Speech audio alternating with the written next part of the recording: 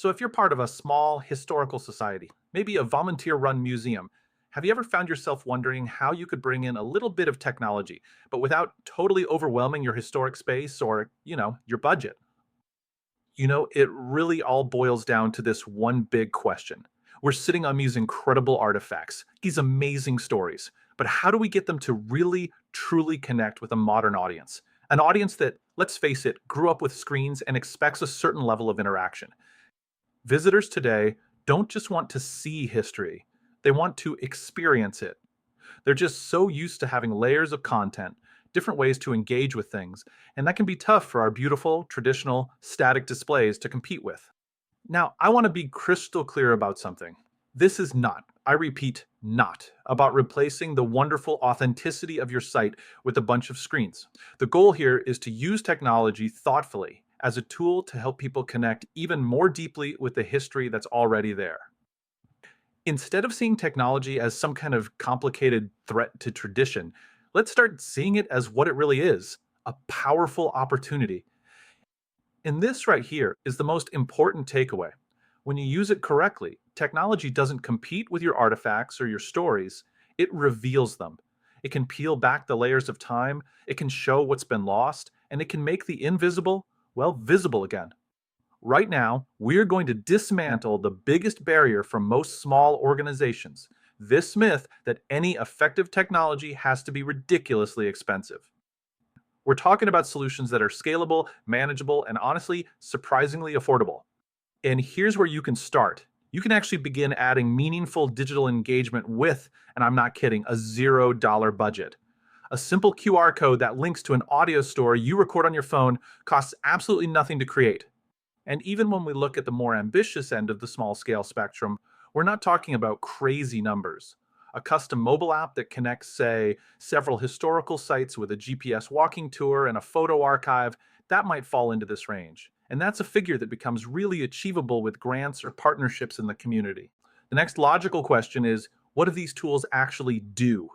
The key is choosing the right tool to solve a very specific storytelling problem you have.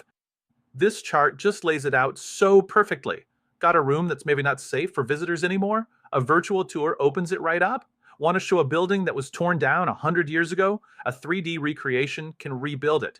Have some amazing archival film just sitting in a box? A simple video loop can bring it to life. Each tool serves a very distinct purpose. So the big takeaway here is this. The technology itself is actually secondary. The most important thing you can do is start with a clear goal. What's the story you really want to tell? Once you know that, the solutions become so much more manageable.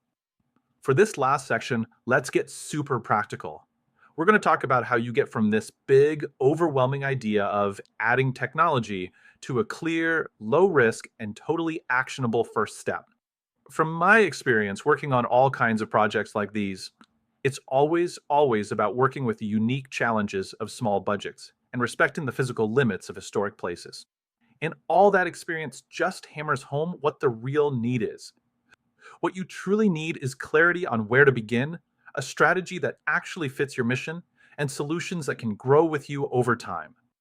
So if your board meetings or volunteer get-togethers have conversations that sound anything like this, where do we even start? What in the world would this cost? Is this even possible for a place like ours?